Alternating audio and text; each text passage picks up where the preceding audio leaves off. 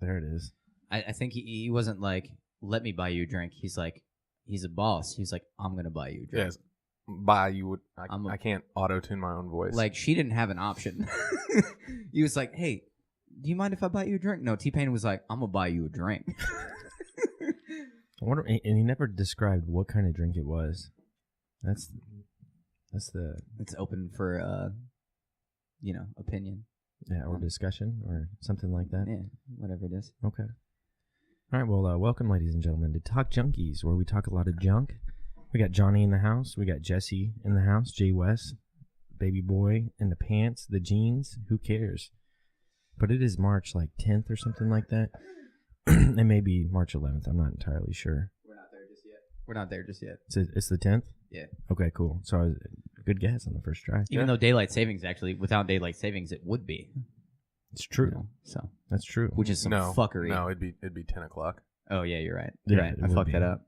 Yeah. Daylight savings is some fuckery, though. It is. Dude, it's right now though. It was still I know you were taking a nap earlier, or what shit, but it was daylight at 6:30, 7 o'clock at night. That's so how it great. should be, man. I know. It's fucking phenomenal. Honestly, it makes me already just feel better. Isn't that weird? Out. I felt really good today too. It's that vitamin D. Yeah, and I think the purpose of daylight savings was for the farmers, if I'm not mistaken. Absolutely. Yeah. Benjamin Franklin was the first person to propose that, and I only know that because of National Treasure with Nicolas Cage. Nicolas Cage? Yeah. Gonna steal the Declaration of Independence? Yeah. I think I know that because of The Office. There's a Benjamin Franklin episode. Yeah, there is. Yeah. They Michael tries to get a male stripper, but Jim just orders a history character, Benjamin Franklin, to teach him all about history. Yeah. Well, I don't think it's necessary anymore. I mean... Absolutely not. Yeah. I mean, we're literally like the farmers now. It's massive amounts of farming. And I think they have it down pretty good on how to farm. I think there's a decent amount of automation involved now, too. And we have a thing called lights that we can use to where, because the whole point is you give them extra sun, to work. You give them earlier time in the day. You roll everything back, that way the sun technically rises on everyone's time schedule earlier so that they can work. But we have this crazy thing called the incandescent light bulb that we've had, so they can have lights on tractors and shit, and trucks. I'm just curious. So if let's say we stop daylight savings, right? And we kept it the way it is now, it would always be light outside later, even during our winter time. Even during winter, yes, it would still get dark early, because that's how it happens. How the sun rotates. Yeah, exactly. It gets further away from the earth and all that stuff. So it would still be darker earlier, but instead of the sun going down at 4:30 on the shortest day of the year, it would be going down at 5:30 on the shortest day of the year. I'm cool with that. Which means on the regular days it would be going down at 6 instead of 5, or 6:30 instead of 5:30, which doesn't seem like much, but man, an hour of I don't know, dude. There was something about looking outside today at 6:30, 7 o'clock, and still having light, and I was just like, oh yes, my day's not gone at 5. I'm right there with you, and I think that during the wintertime it's even more important if you have that feeling, of being energetic and having that. Oh yeah, because winter's already a time when people just get you're cooped up, you're trapped inside for the most part. It's cold, it's rainy, it's wet. There's nothing good about it. There's nothing good about it at all. I mean, don't get me wrong. I like sledding just as much as the next motherfucker, but there's nothing good about winter. There's not. It's depressing. It's dark. It's just shitty. So nobody wants it. Stop with the daylight savings shit, government or whoever can change that. Mark Zuckerberg, you cut that shit out. Yeah, you can literally just change the time by an hour. What the fuck, man? Hey, I want to get into this real fast. So, after the Crow podcast, I've gotten a little bit of feedback, and I want to give a few shout outs, and I'll do that towards the end, of some new subscribers and people who have written comments on our videos, which we really appreciate. But after the Crow podcast, I've talked to a few people about it, or just people who have listened to it and stuff like this, and the first reaction I get is that Crow is crazy, and he's just something about him, he's senile or he's crazy, he's not all there in the head. I don't think senile is a good term. No, obviously he's taboo. is what he is. It's not crazy. Crazy has a different feel to it. He is an intellectual within his own spectrum. What people are really feeling is the fact that he's so outside of the social norm, which is why I use the word taboo. To bring up those kind of things is, you're just like, man, this isn't what I'm, I don't want to hear those things. I don't want to, this isn't anything that I believe. So that's why they, I think they're completely misusing the word. They should not call him crazy, because he is not crazy. Right. And the thing that struck me as odd is the fact that it was multiple people. And now that we have a small platform and we're able to reach out to people and have good conversation, it's just like, before you go and call someone crazy, listen to some of his podcasts. I've been there since, I don't know if it was day one. I mean, when he started his podcast, yes, day one. So I've listened to like over 50 to 100 podcasts of Crow. And I understand the extensive amount of research that they go through and what they do. It's not like he does what we do and we just sit here and talk and we have conversation. Like, we do some research, but when it comes to the podcast that he has, they do absolutely an insane amount of research. Absolutely insane amount of research. I mean, they're online. They have books. They read the books. They look at their research online. They dig back as far as they can. It's not like they're just making this shit up out of their ass. The things that Crow says has backing to it. It has absolutely. And it has factual evidence. Now, when it comes to other things, yes, maybe he does add a little bit of his spin, not spin, but a little bit of his chi to it, right? On how he feels. But he's looking at all this information and he's making an objection towards it. Doesn't mean it's right or wrong, but at the end of the podcast, what did he say? I was just going to bring that up. I feel like also don't judge unless you've listened or watched the whole thing either, because like, you're a bigger fan of Crow than I am. I'm not a huge fan, to be honest. I don't have a problem with any of it. I wouldn't go as far as saying that I am a fan. But at the end, one of the greatest things he said was that challenge me. Like, in anything that I'm talking about, rip it apart, argue the other side of it, which is what I've always said. I've used the word devil's advocate about 1 billion times now on this podcast, and I still love that verbiage there. Like, you should always play the other side, try the other side of whatever, and challenge any kind of views, including your own. Yes, absolutely. I would almost want to say that it's from my point of view, at least, it would be difficult to be a fan of Crow, because his opinions are very dark. You'd have to be very cynical. Yeah, and it is a very, very cynical reality that we're living in. If he's right, and so to be a fan of something that is that I don't want to use the word negative, because I don't think he's trying to put across some negative thing. I think he's just trying to find truths, and he's trying to go about it a different way. But it coming from just somebody who appreciates listening to intellectual people, because he is an intellectual individual. Without a fucking doubt, he is very intellectual. But it's difficult to get on board with it just because, fuck, man, if you're right, dude, shit is so fucked. Like, shit is so fucked if you're right. And that is, that may be true. Like, there's a bunch of aspects on life to where you're like, holy shit, man, this is dark. And I get that. Like, that's a part of life. But so if you were to do the same exact research that he did and you found the same things, whether or not that's dark or not is irrelevant. It is what it is, right? This is true. But I think he's very much focused on just the research that kind of backs him up, kind of thing, which is fine. It's difficult to... There's nobody that's unbiased. Yeah. It doesn't work that way. It absolutely. So, and everybody's at fault for that whenever it comes to their own opinions and their own morality and their own beliefs on things. But whenever you talk about the extensive research that they've done, they never bring up how they're wrong too, right? Because there is some absolute, that exactly. on the other end of the spectrum, just anything else, to where they could Very argue true. that they're wrong. But once again, what's the other guy's name? Jason. Yeah, Lingram.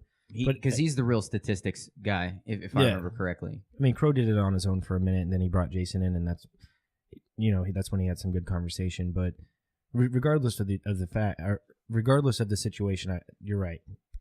People should always look at the other side.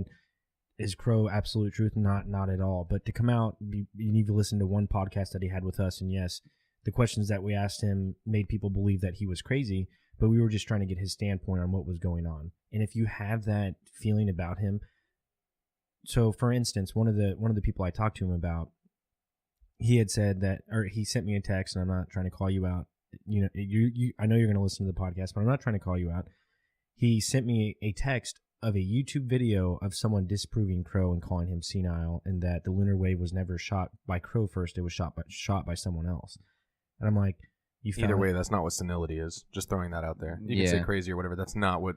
If he was senile, he wouldn't be talking the way that he talks. You know what I mean? Right. You can't say very much coherent sentences and structure throughout everything, throughout the entire conversation. But like to judge the person based off of a podcast and then to look on a YouTube channel, which I'm all for YouTube, but to find like a video that's debunking Crow, I'm like, well, did you look up the lunar wave?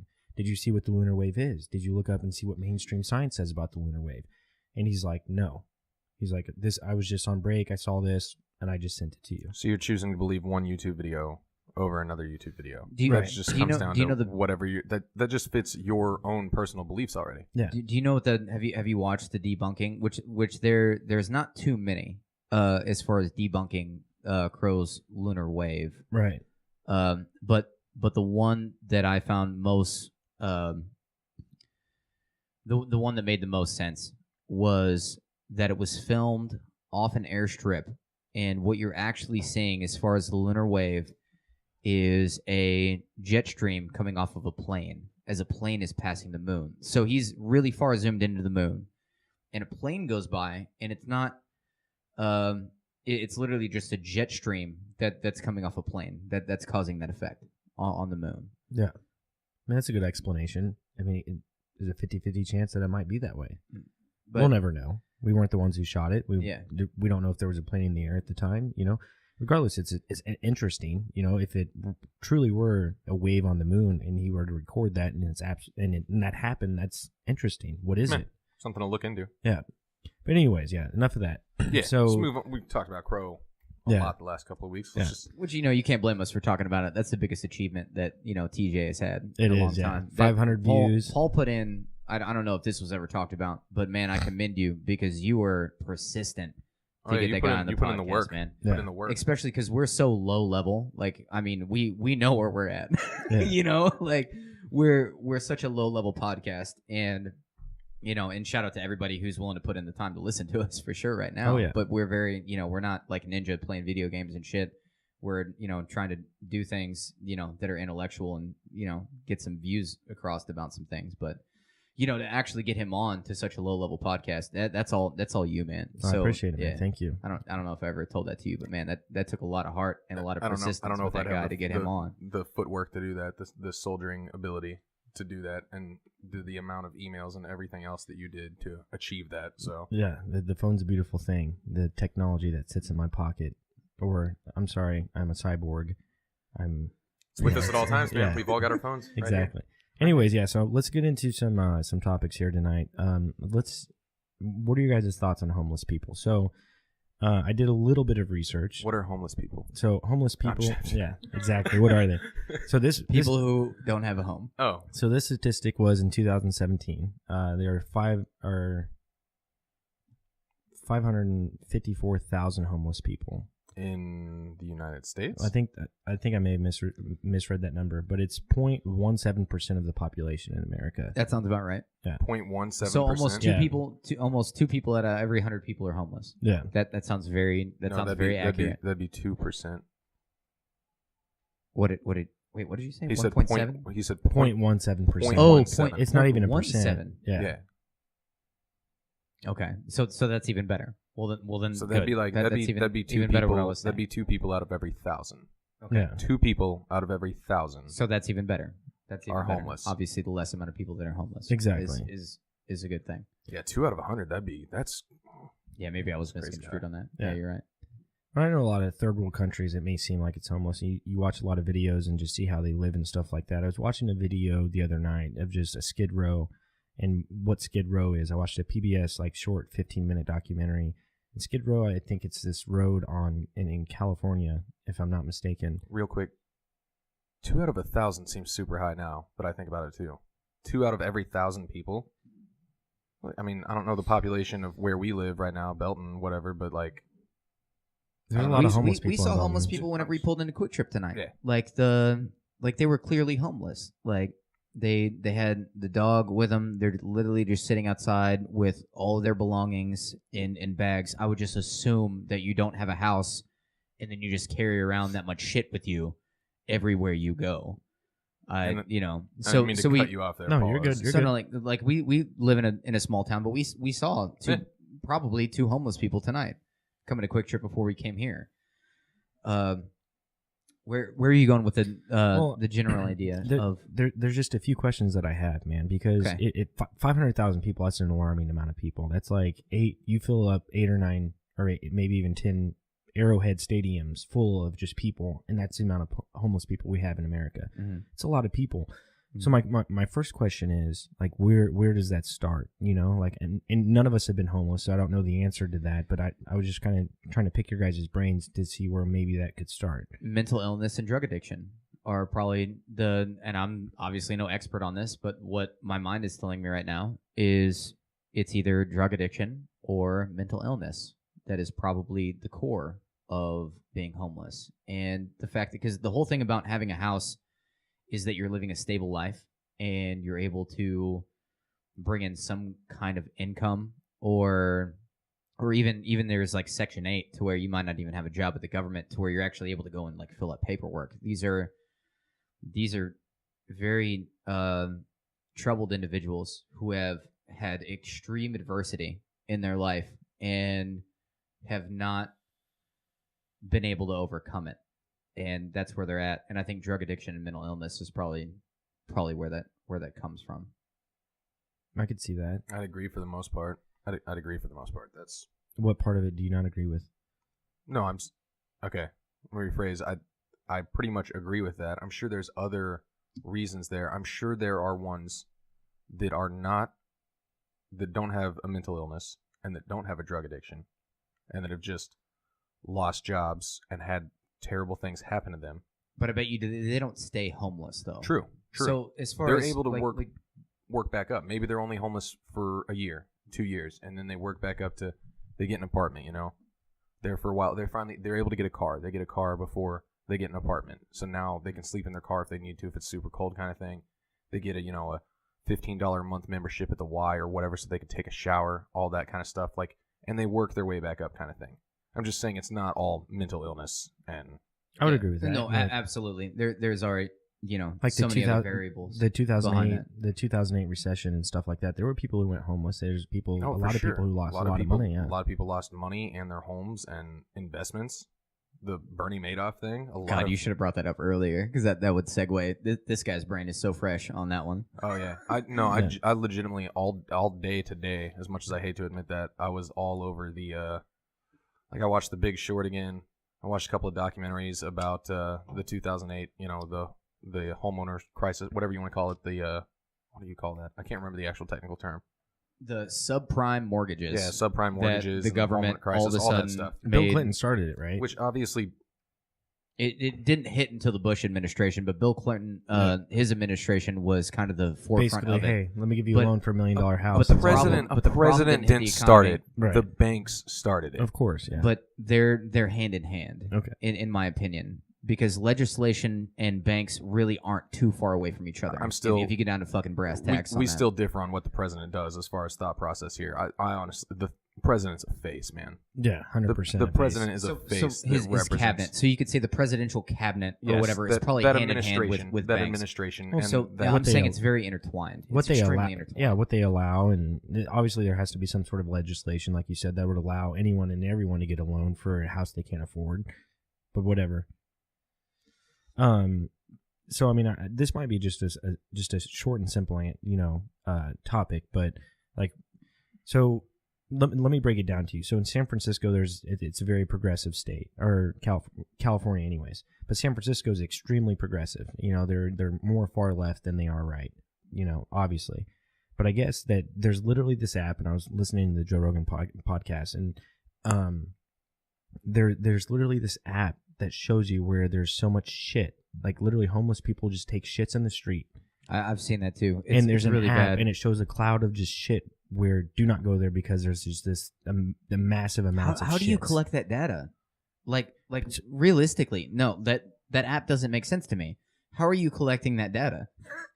Like you know what I'm saying? Like No, I agree. Not really. You can collect data on everything. But Like, That's but true. that's such a weird Google car drives by, sees it, Yeah. That's such a weird decides to put that in their fucking Excel collection sheet. of data. Like you don't walk down the street because this is where homeless people shit. But regardless of that, there's legitimate people going to like hanging out in San Francisco in these parts of town, and they see just this guy pull his pants down and they take a shit right there on the street, and there's nothing that anyone does about it. That's the more crazier thing about it. You do that here where we're at, and you take a shit just out in public, like you're going to jail, man. It has a lot to do with the cartel. If you want to talk about the homeless population that's happening, is directly related. I know this for a fact with methamphetamine and heroin. That's an extreme. So I said mental illness and drug addiction. Drug addiction is for sure a cause of homelessness in the Southern California area, which I'm pretty sure that's where San Francisco. No, it's northern.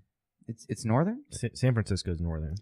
But all of there's a lot of drug trafficking that comes through California just because it's a location to the border. So you have all this drug trafficking coming through, and I think that's probably a cause. But anyway, I don't know. What was your? Did you have a question, Paul? Yeah. Well, I guess my question is there really even an answer to being homeless? Absolutely. I mean, like, what are there social programs that we should take initiative of and just make it happen? So, for instance, also in California, they saw a rise of increase of the homeless population for 4 or 5 years. And then when they started building housing projects, basically like nice apartments, not luxury apartments, but just apartments with the bare necessities, a bed, an oven, a washer, dryer, and it looks nice on the outside, like really nice, better than any apartment complex you'll see out here where we live. It looks really modern. But when you go inside, I mean, it has all the bare necessities. And people, as of right now, from what I gathered, only veterans who have substance abuse issues can apply. But they have to be clean for a certain amount of time. And if they're a veteran, they say, hey, I've been clean for this amount of time. They sign up for this apartment because they're homeless, and then they say yes. So basically they get free housing. Maybe that's a step. But not everyone's a veteran. Not all 554,000 of those people are veterans. So do we just leave them behind? I'm not. I mean, I'll say a short piece on this, but I also want to be honest. I'm not educated enough on this subject to really know what. I mean, I don't have an answer. You know what I mean? Yeah. Like, I don't have an answer. I'm sure a lot of people don't have an answer. I'm not asking for an answer. I'm asking for an idea. But, like, I'm sure there are shelters, and not just shelters, but shelters that do more than that actually try to support them and get them back on their feet kind of thing with, like, volunteer counselors and stuff like that. Not just food and literal shelter and a bed, but resources. You know what I mean? Resources to get back out there, to get a job while they have a place to stay. They can stay in the shelter, get a job, save up money to where they can, you know what I mean? So maybe it stems back to a lack of jobs. You could say, like, I don't know. Like I said, I'm not educated enough on the subject, but I don't have an answer or a solution without knowing the underlying causes. Like, we say drug addiction, we say mental illness, we say unemployment, and so on and so forth. Without knowing for certain the underlying causes of why someone's homeless, I can't have a solution for how you help. Sure. And that makes sense because ultimately, I feel like that there's always a job no matter where you go. So, like, for instance, here where we live, the homeless population has increased because it just has. I mean, every Wednesday when I drive home from my manager's meeting, there's a certain area here in town where I drive by, and there are people literally just, they stop by at like 4 or 5 o'clock, and they know where they stay, and they just give them water and food, and it's outside, and they're in tents and stuff like that. But, like, yes, they built... Is there always a job? Yeah, man. Like, we're always hiring. I'm the GM of a restaurant. There's people that we would definitely not hire, though. No, 100%. But, like, there's literally, like, 40 other restaurants just within a 1 mile radius of where we are that there's always somewhere that's hiring, man. I know they don't have access to internet and stuff like that. Go to the public library. Look up online where you're hiring. walk in like old school wise, walk in, hey, I need a job kind of thing. Like, but I feel like they might not even have the capacity to think about those things, which is why I feel like there needs to be the volunteer counseling or guidance or initiative to help. I think what you're talking about right now is that very old saying that you can only lead a horse to water. Yeah, you can't make them drink. You can't make them drink the water. So you can give them opportunity, which is all you can do. That doesn't solve, because the problem is really within themselves in the end. I think in the end, in this life, all we really have is ourselves. So it really does come down to them, but you need to give them every opportunity, right, to better themselves, and they shouldn't be just ostracized from our society so much, which is really difficult. It's difficult because homeless people can be very frightening. You don't know. It's like what it's Hunter. An uncomfortable thing. Like, nobody likes being uncomfortable. Nobody likes to be uncomfortable, and especially with a homeless person who is just absolutely just ripped off their fucking gourd. Out in the street, just asking for money and shit. I've seen it all the time out in Westport, all the time in, North Kansas City, where I'm at. We had a homeless guy a couple weeks ago ask us for fucking money. I don't know if he was pulling my leg or what for money, but I gave the guy fucking $20 or whatever. But okay, coming back to what I was saying, to begin with, is, okay, like being frightened of them. You can't, and what Hunter S. Thompson, that's what I was getting to. Hunter S. Thompson said, you can trust a man, but you can never trust a drug, kind of thing. So you can never trust a person that's highly intoxicated on some shit, which is fairly heavy, kind of thing, or their life is being influenced by by a drug. You can never trust that individual because of that aspect. No, I'm just gonna go back to saying you need to give them all the opportunity, and you just hope for the best. But is that not already there? Like, the amount of opportunity that's within, just like I said, a 20-mile radius of where we are initially right now, that amount is immense. Okay, so for instance, if someone were to be homeless because they didn't have a good upbringing, they didn't have the mom or the dad that was there. Maybe they were, an orphan, or maybe whatever the situation may be. I grew up poor, so I understand that aspect in life, and I'm not going to use as an excuse because I took that. Being poor and being homeless is way fucking different. No, I know that, but what I'm saying is I grew up poor and I realized I didn't want to be that way, So, I would rather be where I am now than where I was when I was a kid. But the amount of possibility that we have within just this 20-mile radius, just however many jobs there are, however many places are hiring, whether or not you're on drugs or not, or you struggle with an addiction, yes, you're completely right, Johnny. There should be avenues that those people could take to cure that addiction. 100%. Should it be free? I don't know. I've fought with addiction myself. I've never been homeless, so I can't say how any of this. I can't either. But at the same time, there are always there's opportunity, like Jesse said. We should give those people opportunity. That opportunity exists. It's there, man. Opposite side of that, though, you say, just playing the opposite side of here once again for the point of discussion. You've never been homeless. I've never been homeless. Jesse's never been homeless. Okay. I have been homeless. I lived in a woman's battered home shelter. Okay. When I was younger, because we had nowhere else to stay. So I have been briefly. Gotcha. But for the most part, we have not experienced homelessness, right, like some people out here. Mm-hmm. So you say they have opportunity, and I'm not disagreeing with you. I'd like to state that I'm not disagreeing with you. Just playing the other side. At the same time, you don't know what they've been through, and like, let's say someone walks into where we work to apply, and they've got ragged clothes, they smell bad, whatever, so on and so forth, and we still give them the opportunity, and you give them a job and whatnot. They're not that good. They're not that good socially. Whatever. You have to be social in ours. Maybe they get a different position at our company where you don't have to be as social. You know what I mean? Mm-hmm. Something back house wise, whatever. And then, okay, they don't have an alarm clock. Even if they're not like, let's say they're trying to be the best them they can be. They have to get money for a uniform, money for pants, money for shoes, everything like that. They have to have the ability to be able to wake up and show up to the shift and everything without an alarm, without a phone or anything like that. I'm not saying that's hard to do. No, that's about momentum is what you're talking about. Because once you're headed in one direction, momentum works both ways. So if you're all of a sudden you have so many shit stack up on you on the negative side, it's difficult to come out Yeah, and then reverse you're it stuck in. and then to start going towards the positive You're direction. really fighting against quicksand there. You really got to be careful with that. You got to be careful where you end up landing, and that and to not get too deep. Like I said, I don't know. I'm 100% biased here because I haven't been homeless. To me, I won't say it sounds easy, but it sounds doable. I feel like I would hate myself for it. It would drastically affect my pride and my ego in every way, shape, and form. But I would panhandle if I had to, eat the cheapest food I could possibly find, save up the money so that I can hopefully buy pants and shoes and whatnot. Hopefully, eventually. Oh, wow, so you're out there naked? Yeah.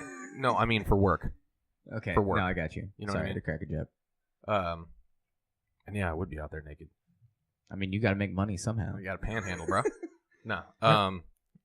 But anyways, save all that up and whatnot. Get the $15 Y membership or $20 Y membership, whatever. Take showers, all that jazz, and try my hardest to make this job work for a couple of months so that I can buy a beater $400 car I can fucking live in for a few more months to eventually be able to put something down where I can get a.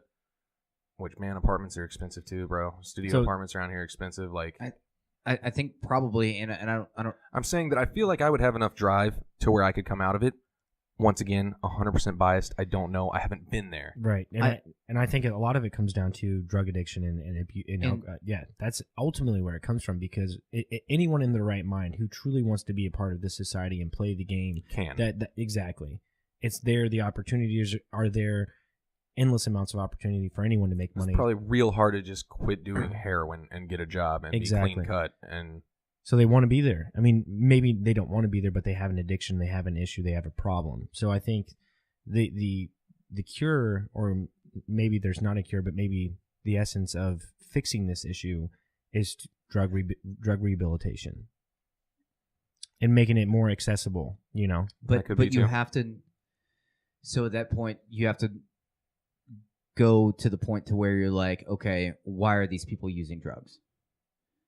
Because you can't just solve a problem going, oh, this is okay, because using drugs is their answer to a problem. And you can't just say, okay, quit using drugs. Because you know what that doesn't do? It doesn't solve their initial problem. Because their initial problem is actually something very internal and very, very much within themselves, kind of thing. So this is why there's no one. I don't know how you go about. Like, do you just have psychiatrists and psychologists just sitting down, because they're very expensive. Like, you can't just have a psychiatrist fucking sit down with a homeless guy for fucking 6 months. Hence what I said about the 3 hours a fucking part. week to get him figured out. Hey, whatever happened here is actually this is the origin. Hold on. So, for instance, on Skid Row and shit like that, like, majority of people who get arrested there, the amount of homeless people that get arrested on Skid Row is an alarming amount. So that's exhausting taxpayer money right there. The amount that they shit on the ground, the amount that they affect businesses because they're parked right in front of these businesses. If you were to get a psychiatrist or psychologist, or you were able to get them some sort of help, then maybe that would subtract the amount of money that it's affecting in those other areas.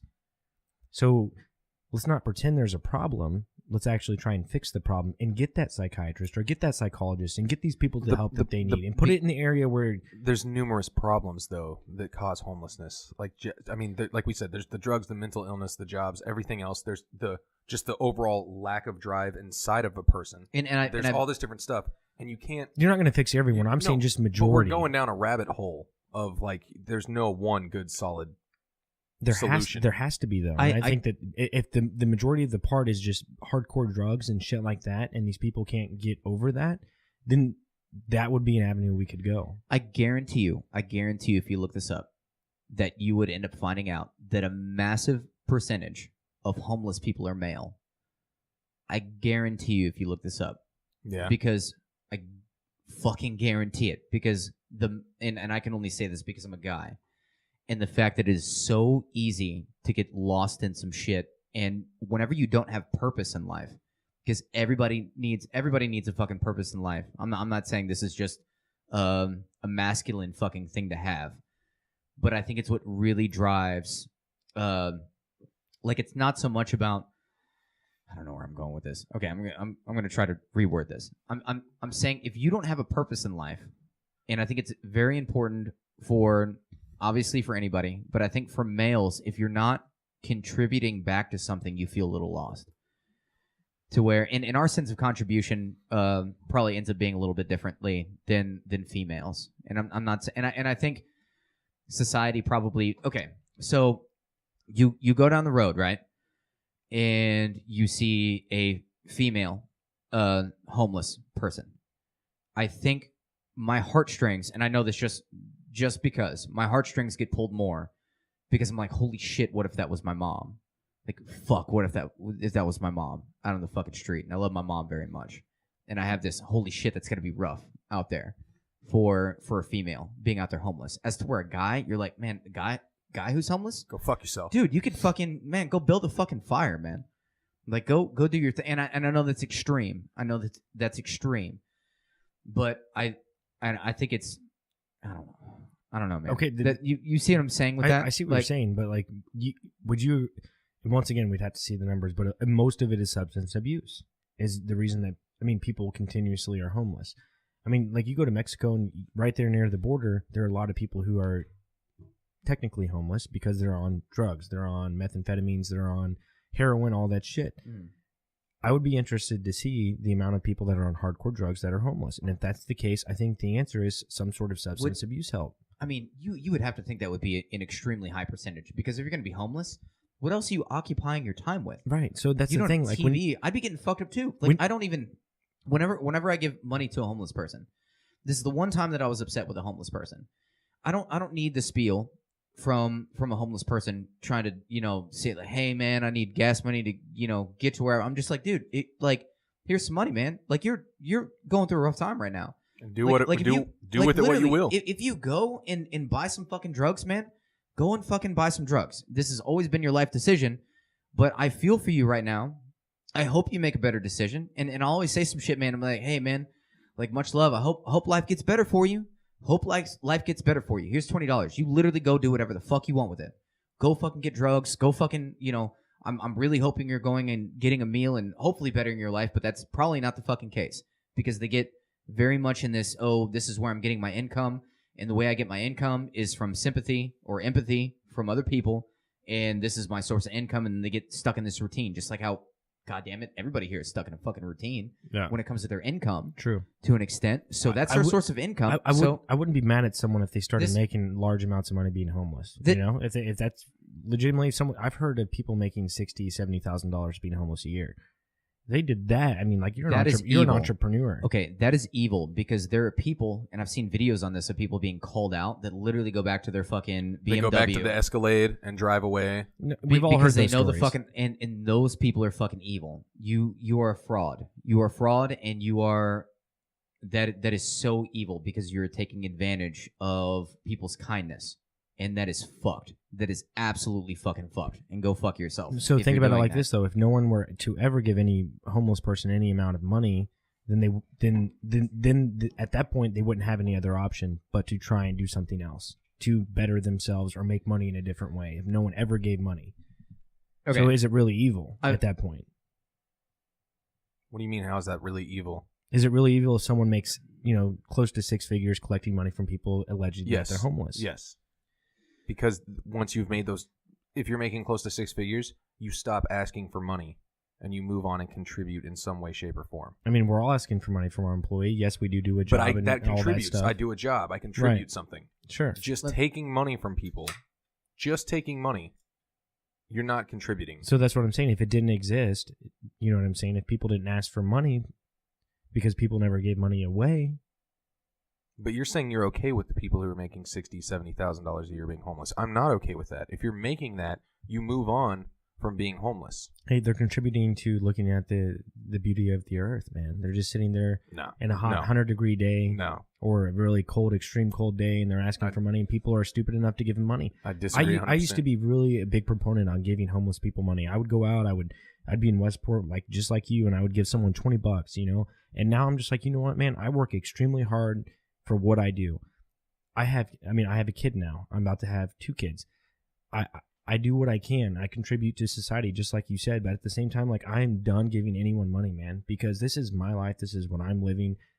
I just don't have any empathy for people. If they do have an issue, and like, I'm never going to know that. They couldn't explain to me within a short 5-minute conversation what their issues are and if it's even valid at that point. But you know what? The issues I have is paying rent where I live, putting food on the table where I live, and I don't have any sympathy to put money in anyone else's pockets except my own. I completely disagree with you. I don't, man. I've given plenty, man. Will I donate to charities, or will I donate to, maybe Boy Scouts or Girl Scouts or any of that shit, like where they're trying to sell shit? I have like, no problem. That. I have no problem with giving a homeless person money, but the fact that I have no problem with giving a homeless person money is the exact reason that I hate that you said, like, you're okay with a homeless person making $67,000 a year just hustling out there, because there's the bad ones who give the good ones a bad name. You know what I mean? The fact that anyone can collect that amount of money is absolutely insane, just in the first place. So if you're truly homeless and then you do that for a year and you get $60,000 and they still have a drug addiction, it doesn't get fixed. Everything's absolutely still the same. Fuck that. It's just perpetual at that point. Okay. So truly, we do need to fix it. And how do we fix it? That's the question. Okay. And I don't have an answer. I don't even have a let's pretend to have an answer here conversation like we normally do. Like, I got nothing for this. I got you. It's a fairly difficult. I mean, it's not the most difficult, morality issue or even financial issue you could talk about. This is actually mediocre almost whenever you talk about the homeless. This is what I'm going to say. Whenever me and Johnny went to Ameristar, shot craps for a while, couple hours, doing what we're doing, we come outside and we're headed back to the car or whatever, and guy walks up to us and he's like, "Hey man, I got a grandson or whatever or kid in the hospital, new baby and his wife in the hospital, new baby wife. They needed to get to Sedalia and they didn't have enough gas money or whatever to get there." It's always the same story. And okay, and it's very much why would you be at the casino? So right. Hear me out. So hear me out. The guy came up, telling me his story, whether or not it was a spiel or not. Even though afterwards I had the thought that he probably was just trying to get money. Why are you at a casino parking lot? Now that was my social level is saying, okay, that guy probably scammed me out of $20. But this is where I stand on this always, is you have to expect the best out of people. Because no matter what, okay, so that's on him. So he has to deal with that now. So if I give him $20, he tells me some bullshit or he's telling me the truth, he gets the $20 from me no matter what. I'm perfectly fine. I'm not okay. You could be in a different scenario to where maybe finances are a little tighter for you. I'm a single male. I can spare $20 fucking dollars. $20 is not like breaking my bank in any way. And if there's an opportunity that he's actually telling me the truth, and I can give him a little bit of fucking like sigh of relief, like holy shit, now I can fucking get a half a tank of fucking gas to fucking get to Sedalia, then, and not even make it all the way there or whatever it was, then holy shit, then that's good. Then I'm glad that I was there. Then there's, but if not, then if he scammed me, then that's on him then. It's not on me that, holy shit, this guy just hustled me out of $20. I'm like, man, that's on your conscience. It was never on you. And you're the one who decided to give him $20. And I always will. I always will. Okay, so you're a sucker for giving away money to people who don't deserve it. Money's not that important in the first place, Paul. It's not. No, I understand that. But you work really hard for that money. What I'm saying is you always have to expect the best out of people. I always do. Even though... But everyone's given the same opportunity. A high opportunity that it's not. But you have to expect the best out of people. And actually, any window of opportunity for somebody to come up to you and say that, dude, if he really did need it, like, fucking give it to him. And if he didn't, and if he's just bullshitting me, well, then that's on him for doing that. And it's only fucking $20 anyway. And then he has to fucking deal with the fact that he's been scamming people his entire life, which you can't feel very good about. Well, if no human being is just like, hey, man, I'm fucking pretending to be fucking homeless and scam money out of people. If God doesn't exist, then it doesn't even matter at that point. You know what I'm saying? He could literally just scam people for any amount of money that he ever wanted to. I would rather in a year give $500 to random fucking homeless people throughout the year and only $10 go to somebody who is actually honest and fucking needed that fucking $10. That's what I was about to just say. That is what's more important. That actually the one person... I would rather... Because you're just like, oh man, all of them are fucking bullshitters. No, I'd rather make sure that one person who fucking really needed that fucking $10 got it, and not judge anyone who's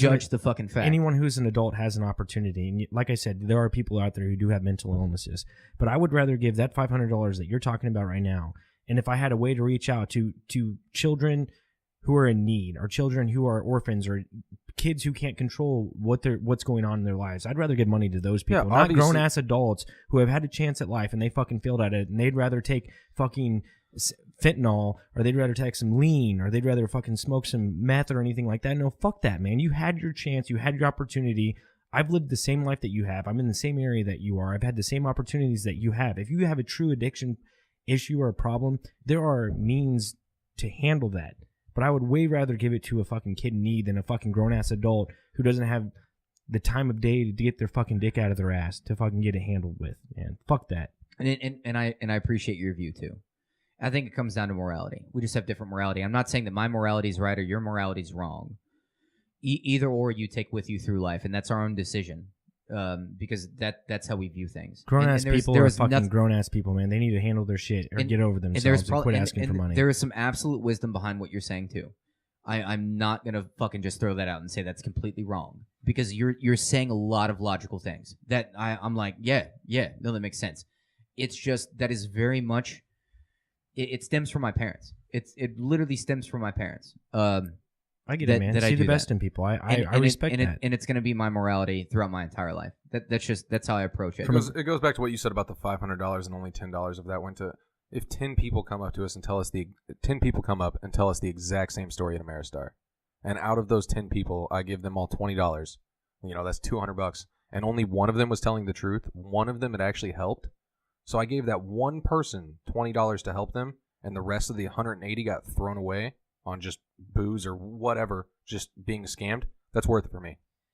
It's never that's worth it. Okay, even though I had a good intuition that the guy was how I was raised, probably fucking scamming me out of money. I could tell you I'm not stupid. I'm not saying, but my whole thing is I'd rather not think the worst in people and think the best in people, and then it comes down to him whether or not he's being I get that, like fake with me. I get that, and then that comes down into his soul. That's how life works. That's how life is, he is, and his character. I would rather affect people around me, people who truly need the money. Dude, in our friend group alone, there are people who are in need of assistance, man. Like, just reach deep down within our Paul, friend give group. me money. Yeah, you know what I'm saying. Like, there truly are people who have kids or people who are struggling within our friend group, and you would rather help someone who's you have no idea who the fuck they are.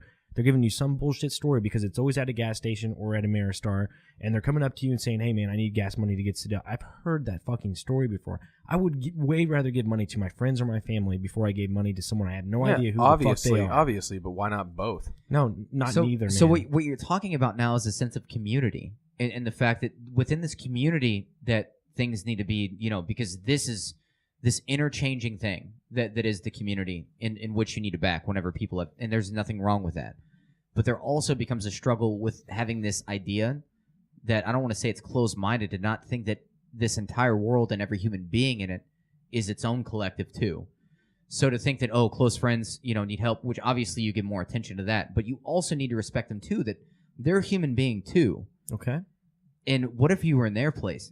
I would never be in their place, man. I would find a way, dude. My whole dude. thing is you dude, always... Like I said, I grew up poor, man, and then I'm not saying expect the best. I'm not saying I had the best. I mean, okay, I had a mother who loved me. I had a father who loved me. But at the same time, when it came down to crunch time and I had to figure out what life is, I did that all on my own. I didn't get any advice from my parents saying, hey, Paul, you should probably go work and do this and do that and make money because here in about 5 or 6 years, you're going to have to be an adult. And you're going to have to live on your own and do this and that and that. I didn't have that, man. I legitimately found it out on my own. Everyone has that opportunity. Everyone, for the most part, has the same mental capacity that I have. Everyone has the same opportunity that I have. And you know what? I chose to go out there. I chose to go in the workforce, and I chose to make a living for myself so I could put a roof over my head and food on the table so I could make myself happy. In whatever way happy is, or whatever happy is to me, I made that happen. Everyone has that opportunity. I will never give another dime to anyone on the road, whether or not they are in true struggle or in true need. because I've worked hard for what I have, and everyone has that opportunity. That's where I end. And that's your view. There's nothing wrong with that. Yeah. Since we're talking about it, I was very minorly involved in a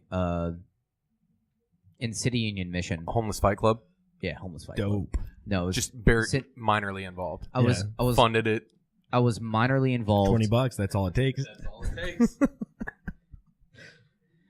I was minorly involved with an organization called Salvation Army. Or no, wait, not. I'm sorry. God damn it. I like Salvation Army. No, man. no, no, It was no, one of the best no. Christmases I had was because of Salvation Army. I got a God damn it. football, I fucking did- basketball. I just lost the fucking name. Son of a bitch. A charitable organization, right? City Union Mission. I'm sorry. Okay. Okay. City Union Mission. I remember as a little kid, my dad,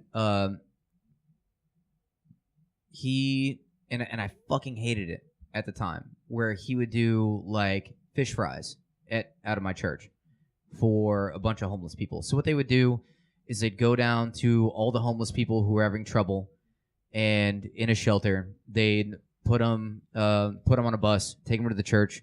They get to hear the sermon, and then afterwards, they'd all get to eat, food that my dad would cook for them, and then he would make me help him cook, and then help them, give them their meals and everything. And I fucking hated it because I was like, man, as a little kid, I'm like, man, these are creepy motherfuckers. Like, why am I like, man, these are weird, weird people. But like looking back, like I should have appreciated that more.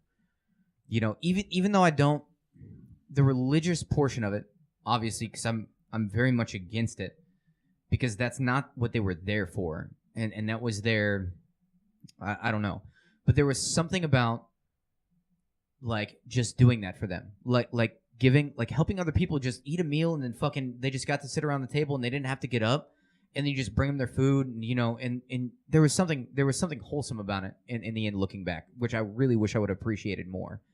But my dad would like this if I give a shout out to City Union Mission, and if you really want to, and especially if you're religious, because it's very a religious based thing in Kansas City. Probably the biggest thing in Kansas City when it comes to helping homeless people is City Union Mission. That's outside of government funding. It's all I'm all for that publicly shit, man. I'm all publicly funded.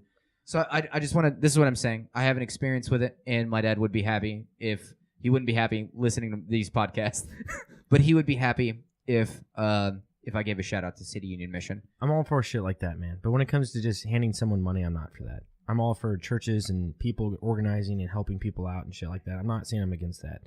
But I will not ever again in my life just hand someone money for no reason, just because they have a story. I won't do it.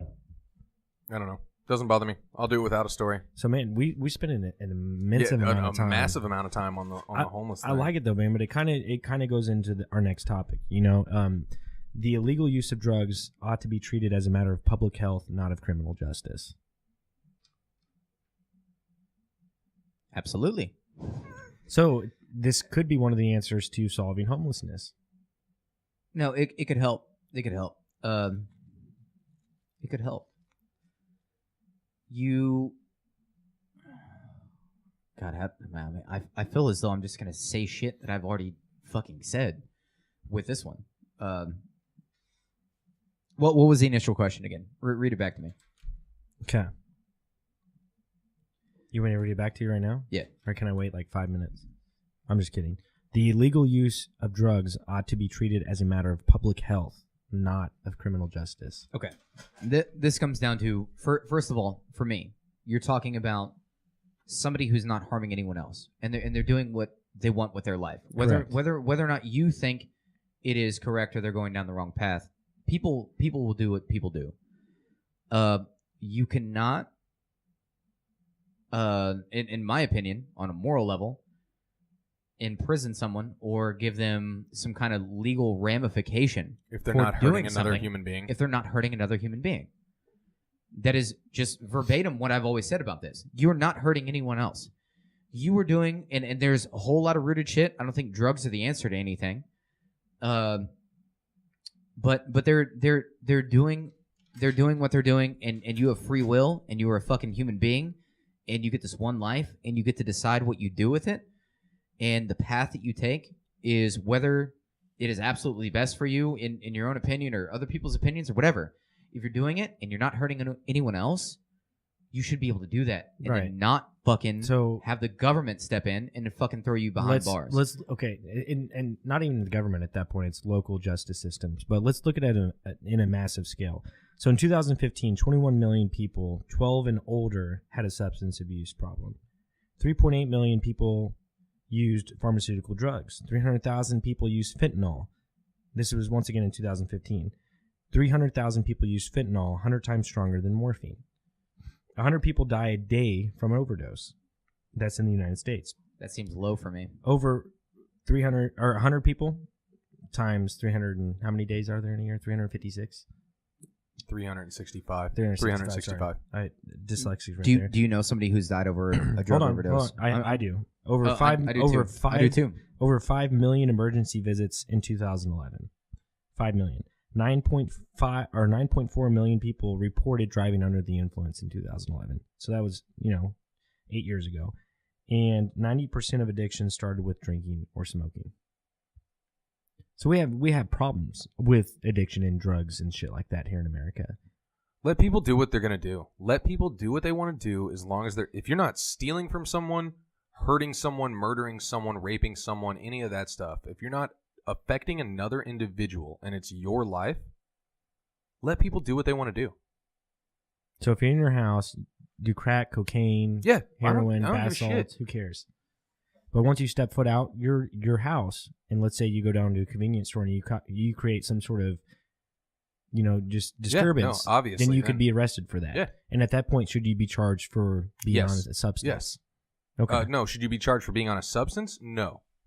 You should be charged for whatever crime you committed. But dude, like you see people on bath salts and shit like that, and they eat people's faces, dude. So then you should be charged for whatever charge eating someone's face is. But you're not even in your right state of mind. That doesn't matter. Point. That was your choice. You chose to do bath salts. So so what you're saying is, if you decide to take the drug, then take the punishment for the crime. Yes. Right. Yes. No matter what you're on, you can't plead insanity. No, exactly. So let's say you do bath salts, you eat someone's face off, whatever. You're like, well, I wasn't sober. It was your choice to not be sober, knowing the possible ramifications that drug can have. So yes, you get charged with the crime. But at the same time, should anybody get in trouble or have legal ramifications if they lock all their doors, decide to do bath salts, go crazy and shit, and never leave their house and don't harm another human being and don't steal from anybody? No, not one bit. Police walk in and find weed and cocaine everywhere. Who the fuck cares? As long as they didn't commit a crime. I mean, right now drugs are a crime, but let's take the drugs equation out of it. Drugs aren't a crime at all. As long as they didn't commit another crime that would have hurt someone else, any other, whatever. Who cares? Who cares? I mean, I'm down with that 100%. I mean, like if you're gonna do the drug, then you should get. I mean, if you do some sort of crime on it, you're gonna get charged for that. Obviously, crime. If you do something that harms someone else, or there's some kind of crime committed, no matter what you're on, you go steal from the gas station. Doesn't matter what you're on, then you get charged for that crime. Yeah, if you kill someone straight up and you're not on any drugs or anything like that, you get charged for murder. You should be charged the same way on the drug. But exactly. And I don't know, if you shoot up heroin in your home on your free time, whatever, and you're not affecting anyone else. I mean, I'm not gonna do it. I'm not gonna do heroin anytime soon. But like, if you want to, go for it. And if you OD, that's not. That's you made that decision. You made that decision, and it's already go down that road. It's already happening. Regardless, like I said, 100 people die a day from overdose. I mean, obviously, education is really big, and we've already went on this so many times that education is the most important thing. And I think, like with DARE and shit like that, when you're a kid, like that does. Jesse and I have talked about DARE is fucking. Jesse shit. and I have talked about this whole prohibition thing. Prohibition on anything does not work. Like, I'm not. You make all the drugs. You make every single drug in existence legal right now. You know what I'm not going to do tomorrow? Heroin. Because I don't want to do heroin. It comes down legal or illegal. It comes down to you as a person. It always comes down to you as a person and how you want to live this life. I'm going to say this. You brought up DARE. They have done a study within the past 3 years. Can't pull up the numbers, but it's more people were more likely to try drugs going through the DARE program in high school because they're literally telling you about drugs. They're also telling you that you can't have them, which is very much how how the human mind. Guess we what? work as human beings. If you tell me I can't have something, I want whatever that something is. Right. It sounds interesting. It sounds sexy. I really hope they're still not doing the fucking DARE program, because that is absolutely fucking. Yeah, no, it's a horrible way to fucking go about things. So, they don't even do it realistically. They don't even tell you like, hey, they just show you just the awful, most outlandish fucking things about substance abuse that you could ever fucking picture, and just to try to scare the shit out of you. That's not how shit works. You have to be real with people. Get down to the psychological basis of, hey, man, this is probably why fucking people do drugs. This is, get down to the science of it. Not what the fuck they're just trying. It's a scare tactic. There was a fucking scare tactic, which ended up just with adventurous minds. That is a young mind. A young mind is always an adventurous mind to an extent. Ended up fucking being like, hey, I fucking want to go fucking do some LSD and fucking play with fucking goddamn leprechauns in my backyard. That sounds pretty fucking cool. Oh, you weren't scaring me off from that fucking shit. I'd be a lot less likely to have smoked weed in high school and whatnot if you would have just told me, hey, weed's a hell of a time. You're going to have a blast with it and whatnot, but you know what? Probably going to be all lazy. You're going to sit on your couch. You're going to want to eat a Baconator from Burger King, but it's going to take you like 30 minutes to eat that one piece of bacon. So just be honest, as opposed to... And I'd be like, you know what? That sounds really shitty. Like, I'm trying to be productive with my life right now, and I don't really want to sit at home and eat a Baconator for 20 minutes on my couch. So I won't do it. You can never be so biased to say that this is what I want you to do, so I'm going to show you just the negatives behind it. They don't tell you that, hey, shooting up heroin is going to make you fucking feel really fucking good. Like, you're going to feel really fucking good. It all Your comes down DARE officer that comes in, I remember it was Officer Ramsey. I remember my DARE officer. He was this big, bald-headed Egyptian guy. Last name was literally, or something with it. I want to say Ramsey or whatever, but that was my DARE officer. I remember this fucking guy. And he never fucking, it was all fucking scare tactics and bullshit. I'm like, dude, I don't give a fuck what you're talking about right now. I'm trying to fucking play with my goddamn Power Rangers and Yu-Gi-Oh cards, man. You're talking about drugs and shit. Like, I don't give a fuck about this right now. Yeah. Like, seriously, like, whenever they introduce the DARE program, dude, kids don't give a fuck about drugs at that age. No. Dude, they're not even worried about pussy yet. Like, why are you telling them about drugs? Jesus Christ. Calm the fuck down, man. No, it is like it literally is like 3rd or 4th grade when they start bringing that shit up. Dude, I was worried about Yu-Gi-Oh cards. Like, Yu-Gi-Oh cards and shit, man. Like, come the fuck on. Why are you... Let me experience life on the level that I'm at right now. Like, this doesn't apply to me right now. No, I definitely... I remember the DARE program. Especially in an all-white small town fucking middle school. You're trying to tell me the dangers of methamphetamines? Like, where it's strictly suburbs and everybody works a 9 to 5? Like...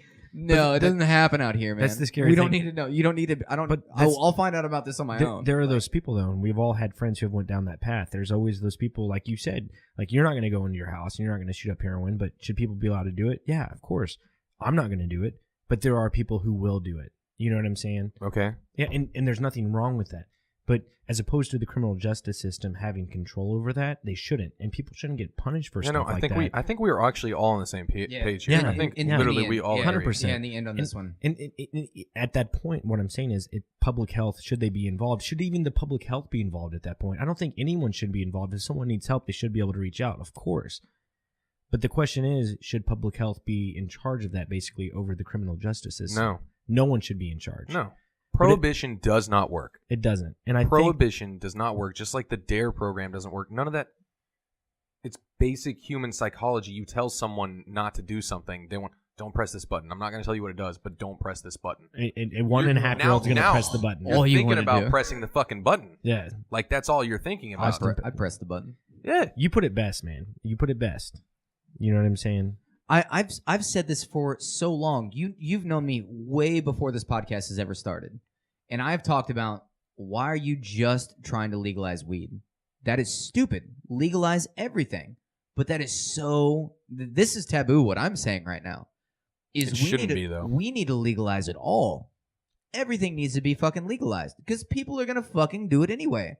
But they don't have to have the fucking fear and live in this fucking black market, very black sheep fucking portion of society. You allow them to come back in and be like, hey, this is just a part of human life. Let's just all get on the same page here. That substance abuse and fucking drugs is a part of fucking life. And quit trying to fucking separate it from the rest of society. It's already a fucking part of society. You can't address the fucking problem by throwing people in fucking prison because of it. It just makes things worse. And you can't, like, you don't have an answer to the problem. Oh, we're just gonna fucking, we're just gonna arrest everybody. Also, I don't want my taxpayer That's not how dollars that going. fucking works. I don't want my taxpayer dollars paying for a prisoner's meal because he was in there because he did cocaine. Right. I don't Like, give a fuck. yeah, Do all no. the goddamn cocaine. Let him do all the cocaine, and I'm not going to pay for his fucking meals. He can pay for his own meals at home while he does cocaine. Yes. Which he probably won't want that many meals. Yeah, but no, okay. Yeah. Okay, so, but he also smokes a bunch of weed. So it's a then bad example. It's a And bad that's- example. So when I was working the other night, there was this cop that came in. And I knew who he was. He was obviously not a cop when he came in to eat. I mean, he was. That's what he does for a job. Sorry. At some point, you quit becoming a cop. Right. But anyways, I asked him. take off the badge. He's a librarian. Interesting. I had said to him, I said, hey, man, like, there's a lot of legislation going around within the United States that they're trying to ban firearms, specifically AR-15s and anything that's a semi-automatic weapon, which includes handguns. And even at that point, you have Democrats that are trying to make the amount of ammo that you can have in a gun like 1 or 2 rounds because that's all you need to kill someone. You don't need any more rounds than that. Anyways, he said to me what we all already know the answer to is the criminals will always find a way to get a weapon. It's the same thing with drugs. People will always find ways to get drugs. We're going to keep incarcerating these people. It's going to be perpetual people going to jail for many amounts of years when they don't need to be there. And then it just makes them a worse of a person because they're in a jail for 24 hours a day, 7 days a week for 3, 4, 5, even 20 years. Isn't our incarceration rate like the highest per capita out of Yes. any country? I mean, Any by country. far, in the man. world? I mean, Yeah. by higher than far. China, higher than everything, right? Absolutely. One thing Trump has done within his campaign or what he's trying to do in his presidency, whatever that means or whatever that involves, is he is trying to diminish the amount or he's trying to make, certain drugs, not all like we want, but certain drugs like marijuana or lesser crimes, he's trying to make that to where it's not punishable by crime via jail for an extended period of time. And it shouldn't be. Like I said, we're all in agreement, but at least someone's doing something. At least some, True. It's a small step per se. I think the few steps that we've taken in the last 2 years as a country, just with, eventually we'll get there with everything, maybe, I don't know, probably not in my lifetime, but the small strides that we've made in, like, I smoke weed once in a while, you know me, like, very rarely. I'm not a stoner. I don't just go out and smoke all the time. Like, once in a while, I'll smoke some weed. That's it. Same. But there's not, man, I didn't smoke weed tonight, but I'm already losing my train of thought. I'm not a fucking stoner, but I smoke every fucking day. Like, I'm gonna go home tonight. I'm gonna fucking smoke a bowl. My thing is, a couple hours before I fucking go to bed, I'll smoke a fucking bowl. Like that's. But why? And why should you go to prison for that? Why should you go to prison for that? You shouldn't have in the back of your mind that fuck I can go to jail for this. That's absolutely asinine to think that way. A cop came up to our door the other day for reasons that I'm not going to say on this podcast. Has nothing to do with us whatsoever. Was there for a reason to. I'm like I said, I'm not going to get into it. It has nothing to do with us whatsoever. Right. Knocked on our door just to see what was going on with something else completely unrelated to us. Right. But I'm like, if I would have like let him in and he would have saw like Jesse's pipe on the table and all this shit, like that's not. You shouldn't have to have that fear. No, not at all, man. Not in any way, shape, or form. I honestly don't have that fear. I do, and it's in my car. Like, in the transport from the dealer to my house, dude. There was always some goddamn fear, man. Oh yeah. Like but once it's in my house, but there shouldn't be, dude. I've been arrested. Dude, my little fucking goddamn it, my quarter of fucking some con bud. Like, shut the fuck. Like, once it's in my house, dude, I don't know. No. Like, this is the most bullshit story I think I've told you, and God forbid my wife listened to the end of this podcast. But the first time I ever got arrested, Your wife actually listens to these? I don't know. We'll find out tomorrow. But anyways, I was 18 at Carrie the time. Ann, you listen to this shit right now? I was 18 at the time, right? And I went to strip clubs a lot. That's the first thing I did when I was 18. Shit ton of times, right? So going to the strip club a lot, the same strip club, I met this stripper. She was attractive. You met a stripper at a strip club? Yeah, I did, man. Dude, that it was shit's dope. cray. Anyways, eventually I found out, she gave me her number. I found out where she lived. She invited me over to her house one night. So I'm over at a buddy of mine's when I'm like I said, 19, 20 years old. And she's like, hey, come over. I'm like, okay. So I'm not a big stoner, just like you guys. But I did smoke weed at the time, and I had a cellophane pack from a cigarette, and it had shake in it. We all know what shake is. Anyone who smokes weed knows what shake is. So I'm driving an S10. I'm heading over to the stripper's house. And I miss S10s, bro. Yeah. I really wish they met S10s again. I do too. and I get pulled over in Winnebago. I get pulled over. Cop. I don't. So Lake Winnebago. Yes. So oh man, that transition from fucking Raymore to Lee yeah. Summit. So during this time, I didn't have car insurance. I would just purchase car insurance, and I would just use. It would say 6 months, and I would just use that. Well, it had expired. I didn't have it. And in Winnebago, if you don't have car insurance, they tow your car. So instantly he's like, "Hey man, everything's cool. You know, we're gonna have to tow your car." I'm like, "All right, man. I don't have insurance." If I would have told him I had That makes insurance, no sense. No, If you hold don't on. have insurance, you literally just go to the clerk and it was like, "Hey, I didn't have insurance," or you have your court date. They don't tow your car because No, of that shit. in Winnebago, that was the law there. So. exactly in Winnebago. So Like Jesse, Winnebago is a fucking freckle on Jesse, the ass that Jesse, is fucking if I would have told him, Western Missouri. if I would have told the him, fuck do if they I think? if I would have told him I had car insurance, but I couldn't have proof of it, he would have let me go. But I was honest with him, and I said, "Hey man, It's always best. I've to be learned honest. no, Yeah. it's not. No, It's it's not not. with the police. I've So- learned that. I'm not Well, gonna get. okay, I'm in not gonna certain get into scenarios. this. In certain scenarios, I'm not gonna get into this on here on the podcast. But I have specifically learned that you should lie to the police. yeah." Honestly, So I told him I don't have car insurance. up to a point. I told him I don't have car insurance. He's like, "Okay, well now we're gonna have to tow your car." So if they tow your car, they have the right to search your vehicle.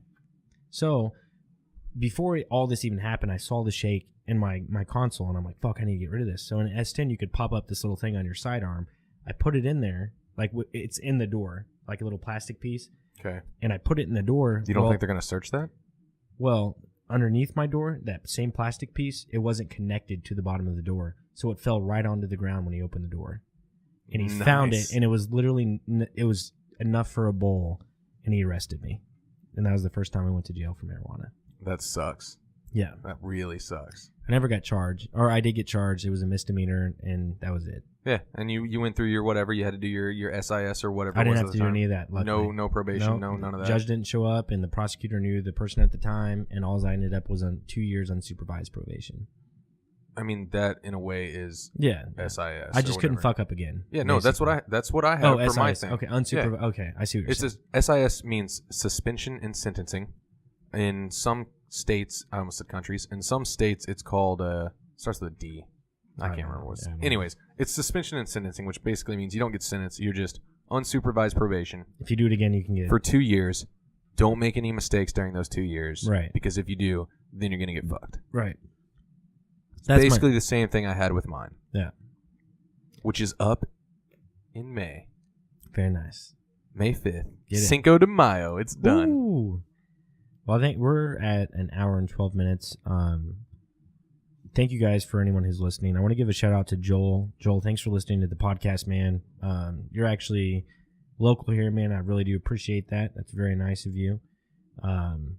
Who's Joel? Joel. Tell me a little bit about Joel. I don't know. I mean, he used to work at where we work. And Okay. so that, I mean, I'm just giving him a shout out. I'm just saying, what's up, Joel? There's one more person I want to give a shout out to because they are just a recent subscriber. And his name is Hussein B. Jabe. Jabe. I remember this guy. You showed me his comment. Yeah. I showed you his comment. So shout out to you, man. Thanks for the nice comment. Really do appreciate it. If you listen to the end of the podcast, thank you very much, man. I really do appreciate that. So we're gonna leave it with that. You're one of the people who makes us want to keep doing this thing. You know what I mean? Like That's really, right. you motivate the fuck out of us. I remember whenever Paul showed me that comment, it was it's big for us. Christmas morning. Yeah. No. It's what it feels like. Yeah, That's how I feel. it really is. It's big. It's difficult. Starting from ground zero and trying to work your way up out of it. Started from the So- bottom. Now we're here. You Over 100 subs. Yeah. Yep. 120. You motivate us. Obviously, positivity is always a good thing. But even if you have something negative to say and you still, or watch, that's also a good thing too. I think just any kind of feedback in general is just great Yeah. right As now. long as it's for critical us. and thought out. Don't just say, fuck you, you're an idiot. Right. Yeah. Thank you to What- anyone who hon- listens to our podcast. Yeah, honestly, I'm fine with people who say "fuck you, you're an idiot." I'm like, man, all right, That applies man, to you nothing. listened. Yeah, you get to hear me exactly. be an idiot for an hour Which and a half. which part of me is a fuck you or an idiot part? Is that minute 54 or minute Yeah. 2 or 3 or what? He's like, you think I made it to 54 if I thought you were an idiot? Yeah. And we'll Skype you. We'll have you on. Yeah. Trust me. We can have conversations now. We Either got all way, that worked man. out. Thank you guys for listening. Please hit the like button, hit the bell notification, hit that subscribe button, share it if you want.